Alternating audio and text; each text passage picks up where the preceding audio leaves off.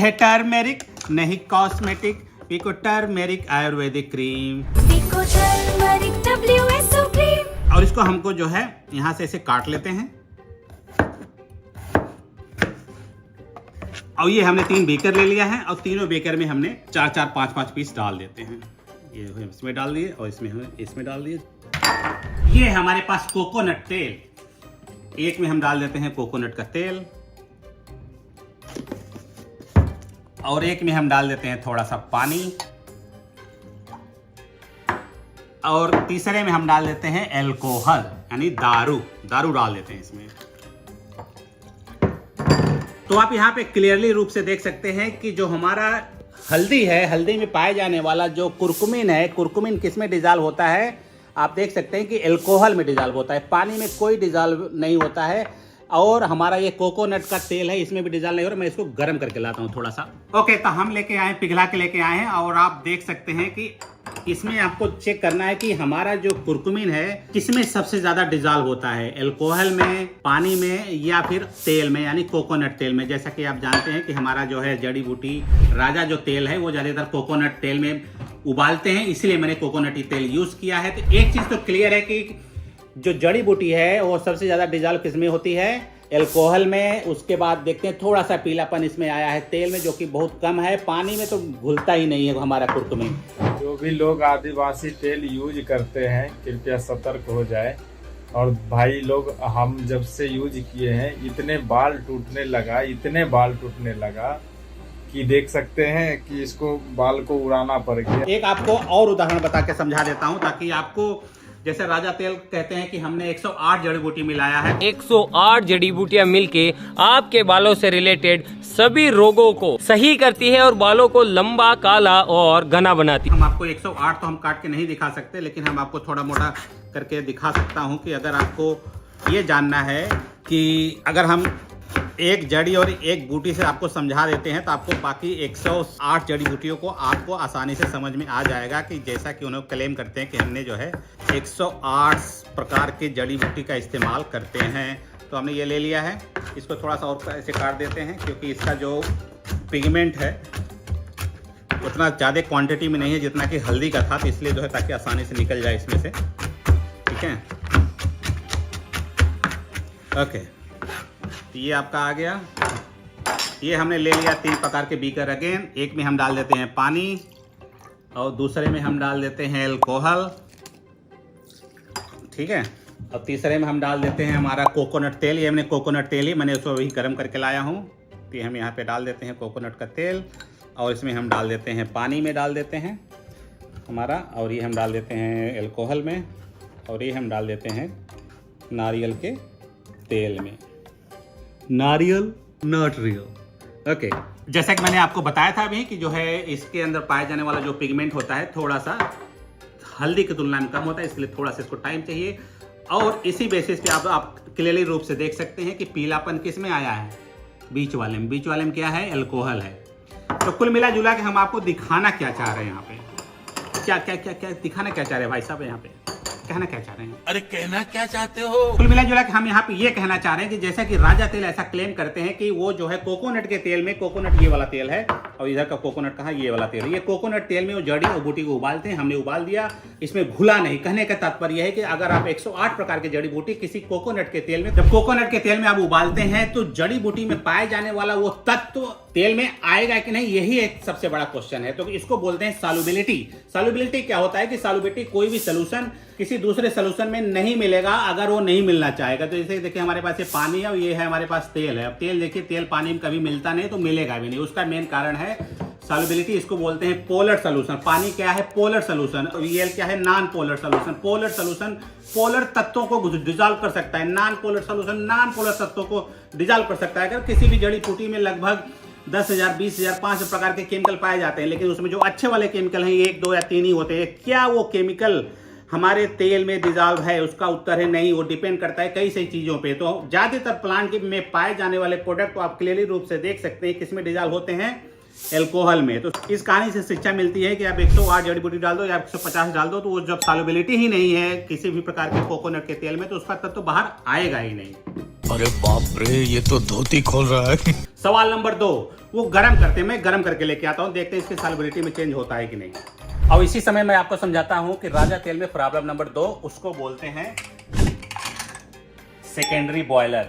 राजा तेल आप देख सकते हैं कि उसमें डायरेक्ट हीट में गर्म करते हैं। डायरेक्ट हीट, जब भी किसी प्लांट के प्रोडक्ट में जो भी तत्व होते हैं, अगर उस तत्व पे डायरेक्ट हीट लगाते हैं तो वो टूट जाएंगे। मैं आपको गारंटी देके कह सकता हूं। इसीलिए जब भी किसी भी प्लांट प्रोडक्ट से किसी भी चीज को किसी भी चीज में सोल्यूशन में डिजॉल्व करने के लिए किया जाता है तो उसको सेकेंडरी बॉयलर में रखा जाता है। सेकेंडरी बॉयलर का मतलब होता है कि पहले इसमें पानी रखो और पानी के अंदर अपना केमिकल, अपना ये जो है बीकर रखिए, बीकर में अपना जो भी सॉल्वेंट यूज करना वो सॉल्वेंट डालिए और वो धीरे धीरे करके उसमें निकलेगा। इस प्रोसेस को बोलते हैं इन्फ्यूजन।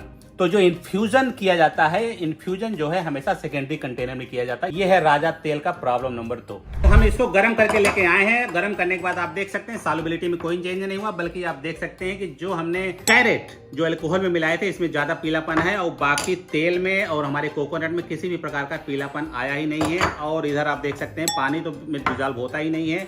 तेल वाले में आप इधर देखते हैं, कोकोनट वाले में थोड़ा सा इसमें पीलापन आ गया है और इसका आप देख सकते हैं अल्कोहल में कितना ज्यादा घुला हुआ है। अब हम बात करते हैं 108 जड़ी बूटियों की। 108 जड़ी बूटियों में जो उनका मुख्य जड़ी बूटी जो डालते हैं वो है आपका भृंगराज है, आंवला है, ब्राह्मी है, एलोवेरा है, तुलसी है। भृंगराज के बारे में हम 108 जड़ी बूटियों के बारे में तो बात नहीं कर सकते, किसी एक को लेते हैं। भृंगराज रिसर्च में ऐसा पाया गया है कि अगर भृंगराज के एक्सट्रैक्ट को निकाल कर अगर किसी चूहे को बाल को सेव करके वहां पे जब लेप लगाया गया तो उन्होंने रिसर्च में ऐसा पाया गया है कि वहां पे बाल जब ग्रो होने लगे तो बहुत स्लो ग्रो हुआ।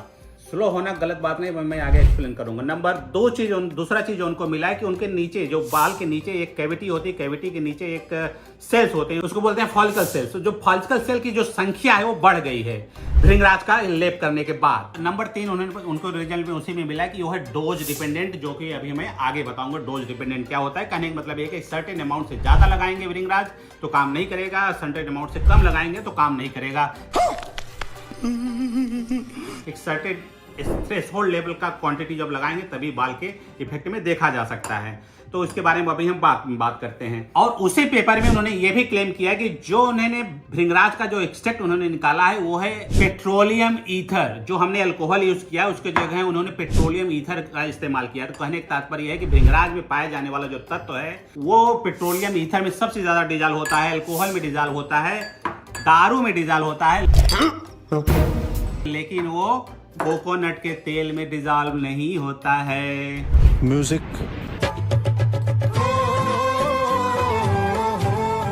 Okay, problem number 3, temperature. Physics क्या कहते हैं कि फिजिक्स क्या कहता है कि यह पानी को जब आप गर्म करते हो तो इसका टेम्परेचर जाता है 100 डिग्री पे ये जो है पानी वाष्प में कन्वर्ट हो जाता है। पानी को वाष्प में कन्वर्ट होने की जो स्थिति होती है उसको बोलते हैं बॉइलिंग पॉइंट। तो वाटर का बॉइलिंग पॉइंट कितना होता है? 100 होता है। लेकिन अगर हम किसी प्रकार का इम्प्योरिटी मिला दें, elevation of boiling point, depression of freezing point, कक्षा 12-11 में आपने पढ़ा होगा। तब पढ़ाई लिखाई में ध्यान लगाओ, IAS बनो और देश को संभालो। अगर इसमें किसी भी प्रकार के हम इम्प्योरिटी मिला दें, ठीक है, ये इम्प्योरिटी मिला दे, अब हम इसको उबालेंगे तो इसका टेम्परेचर कितना हो जाएगा? बॉइलिंग पॉइंट 102, 103, 104, 105 हो जाएगा। तो क्योंकि हमने इम्प्योरिटी मिला तो इसका बॉइलिंग पॉइंट बढ़ता जाएगा। अगर हमारे पास कोई जड़ी है और बूटी है, इसमें हमने एक या तेल है, क्या है? कोकोनट तेल। कोकोनट, ये वाला कोकोनट तेल है, ये वाला कोकोनट तेल है। कोकोनट तेल का टेम्परेचर बॉइलिंग पॉइंट कितना होता है मुझे नहीं पता, 150 के आसपास होगा। लेकिन जब हम इसमें 108, जब हम इसमें 2 जड़ी बूटी डाल दें तो उसका टेम्परेचर बॉइलिंग पॉइंट कितना हो गया? 151-52 हो गया। अगर हम 2 जड़ी बूटी डाल दें तो बॉइलिंग पॉइंट कितना हो गया? 155 हो गया।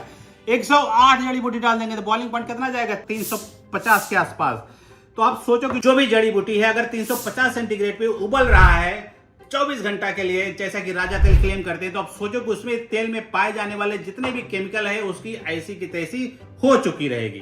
ओके, प्रॉब्लम नंबर 4 जिसको बोलते हैं ज्यादा जड़ी बूटी मिलाना। पहले सूखी जड़ी बूटी जा रही है भाई कढ़ाई में। आप देख सकते हैं इसके अंदर आंवले का इस्तेमाल भी किया जाता है। जब आप किसी भी चीज के एक्सट्रैक्ट निकालते हैं तो उसमें ज्यादा जड़ी बूटी डालना ही अपने आप में एक समस्या है। क्यों?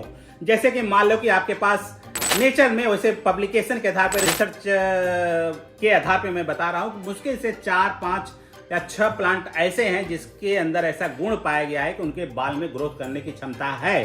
सिर्फ 4-5। अगर उसको 6वां डाल दिए, 7वां डाल दिए, 8वां दे, जिसका कोई रिसर्च नहीं, जिसका कोई औचित्य ही नहीं है, तो क्या होगा कि उस जड़ी बूटी में कुछ ऐसे केमिकल भी होंगे जो बाल को झड़ने में मदद करते हैं। ठीक है, तो उसमें पता लगा कि 4-5 तो अच्छे वाले हैं, उसमें से 102 जो है खराब वाले हैं। तो उसमें जो है जो अच्छे वाले हैं वो काम तो कर ही नहीं पा रहे। कुल मिला जुला के आपका ओवरऑल इफेक्ट आपके बाल पे क्या हो गया, निगलेक्ट हो गया।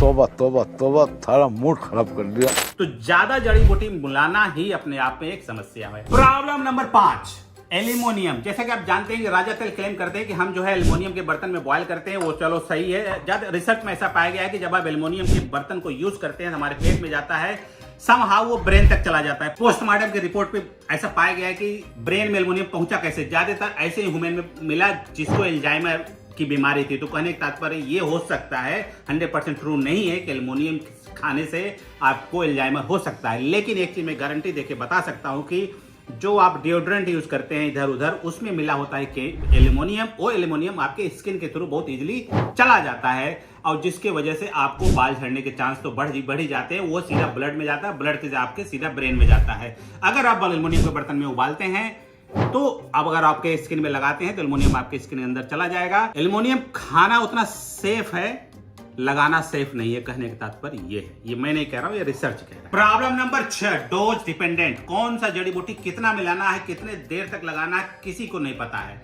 तो उसमें मनमानी इसमें पेल के बना दिया गया, उबाल को जैसे उबाल रहे हैं जैसे हलवाई की दुकान पे लड्डू बनता है, आप ठीक है, वगैरह वगैरह। तो इसलिए जो है डोज डिपेंडेंट बहुत इंपॉर्टेंट है किसी भी चीज की बीमारी को दूर करने के लिए। अब हम बात करते हैं कि राजा तेल लगाने से ये इसका जो है बालों का ग्रोथ इतना ज्यादा हुआ कि जमीन से लग के चलने लगेगा। बालों का ग्रोथ होना एक बहुत निगेटिव साइन है, यह है नंबर 7। क्यों? बाल जब ग्रोथ होते हैं और बड़े होते हैं फिर मर जाते हैं, जैसे इंसान पैदा होता है, बड़ा होता है, मर जाता है, इसको बोलते हैं बाल का हेयर साइकिल, जैसे ह्यूमन का लाइफ साइकिल होता है। उसी प्रकार से जो बाल का जो लाइफ साइकिल होता है, पहला होता है एनाजन, कैटाजन, टेलोजन यानी एक्सोजन। एनोजन में क्या होता है कि बाल का ग्रोथ होता है। जब आप धान लगाते हो खेत में ऐसे करके आप लगाते हो धान ऐसे करके, तो आप ऐसे समझ लो कि आप अपनी उंगली से वहां पे एक गड्ढा भी करते हो इस तरह से, ठीक है, इस तरह से। तो यहाँ पे इस गड्ढे में क्या होता है कि जब भी थोड़ा मोटा अगर रेन भी होगा तो इस गड्ढे में वो पानी भर जाता है, जिसके कि पौधों को आराम मिलता रहता है। उसी प्रकार से जो हमारा हेयर का जो स्ट्रक्चर है कुछ इस तरह गड्ढे की तरह ही होते हैं, ठीक है। और यहाँ पे नीचे होते हैं फॉलिकल सेल्स। जो फॉलिकल सेल्स होते हैं इस बाल को होल्ड करके रखते हैं, और उसके नीचे एक ब्लड कैपिलरी जाती है, उसी ब्लड कैपिलरी से उनको न्यूट्रिएंट यानी पोषक तत्व प्रदान करते रहते हैं, ठीक है। तो इसको बोलते हैं एनाजन। और एनाजन क्या में जो है ये जो बाल का जो टाइम पीरियड होता है वो 3 महीने से लेकर 7 साल, 8 साल, 9 साल तक ये बाल बने रहते हैं आपके, ठीक है। दूसरा स्टेज आता है कैटाजन। कैटाजन में क्या होता है, जो हमारा जो हेल्दी सेल नीचे धीरे धीरे वीक होने लगती है, यहाँ से डिटैच होना शुरू हो जाता है। चलो इसको हमने यहाँ पे थोड़ा सा डिटेच कर दिए हैं। अब देखिए इसका न्यूट्रिएंट हमारे बाल को, पोषक तत्व को उतना नहीं मिल पा रहा है, या थोड़ा और पास भी कर देते हैं तो कभी मिलता है कभी नहीं मिलता है। ये जो है कैटाजन का पोजीशन है, तो उसमें वीक होने लगता है। अब यहाँ ये बाल जो है वीक होने लगता है, और इसका जो टाइम पीरियड होता है 30 दिन से लेकर के 70, 80 या 100 दिन तक हो सकता है। तीसरा जो स्टेप आता है वो होता है कैटाजन। कैटाजन में क्या होता है कि हमारा न्यूट्रिएंट का जो लेवल है, हमारा सेल जो कोशिका है पूरी तरीके से डिटेच हो गया है, ड्राई हो गया है, मर चुका है। अब ये बाल कभी भी गिर सकता है। उसके बाद अगला जो स्टेज आता है एक्सोजन, और बाल यहाँ से झड़ के गिर जाते हैं। राजा तेल क्लेम करते हैं कि अगर आपको ये राजा तेल लगाएंगे तो आपके बाल बहुत तेजी से ग्रो होंगे। बाल जब तेजी से ग्रो होते हैं इसका मतलब होता है कि आपका जो एनाजन है वो बहुत फास्ट हो रहा है। तो कोई भी चीज, जैसे कि आपका उम्र 100 साल आपको जिंदा होना है, अगर आपका 1 साल 2 साल के बराबर है तो आप 200 साल जियोगे। कहने का मतलब अगर आपका एनाजन का जो स्टेज है अगर आप उसको बहुत फास्ट कर दिए तो जाहिर सी बात है जल्दी से मरेगा भी आगे चल के, ठीक है। तो कहने का मतलब यह है कि जल्दी जल्दी बाल ग्रो होना अपने आप में ही एक समस्या है। Okay, last but not least, राजा तेल कहते हैं कि अगर आप ये वाला तेल लगाएंगे तो आपको जेनेटिक्स की वजह से आपके बाल झड़ गए हैं तो भी ये जो है आपको जो है ग्रो कर देगा। जेनेटिक्स में आप जानते हैं कि ये हमारे पापा का हेयर है, ये हमारे भैया का है, ये मेरा हेयर है। हम कितना मर्जी चाह ले, कितना मर्जी राजा तेल लगा ले, कभी नहीं ग्रो होने वाला है। हम इतना ही कर सकते हैं कि हमारे पापा का जो है बाल जो है अगर 35 साल में झड़ा है तो हमारा 40 साल या 42 साल तक हम थोड़ा सा रख रखाव करके अच्छे से हम ग्रो कर सकते हैं, लेकिन उससे ज्यादा हम ग्रो नहीं कर सकते हैं। कुल मिला जुला के मैं आपको ये कहना चाहता हूं कि अगर आप राजा तेल जैसे आप भी बिजनेस शुरू करना चाहते हैं तो उनकी जो जो कमियां हैं उसी कमियां को इंप्रूव करके आप अच्छा तेल सही में बना सकते हैं। अगर हमारा वीडियो देख के आपको इतना सा भी फायदा हुआ है तो हमारे वीडियो को 4 लोगों को भेज दीजिए, उनको बता दीजिए कि राजा तेल में पाए जाने वाले जितने भी केमिकल्स हैं, जितने भी तत्व हैं, वो कोकोनट में डिजॉल्व होते ही नहीं है। जब डिजॉल्व ही नहीं होगा तो बाल में जाएगा क्या? बाय।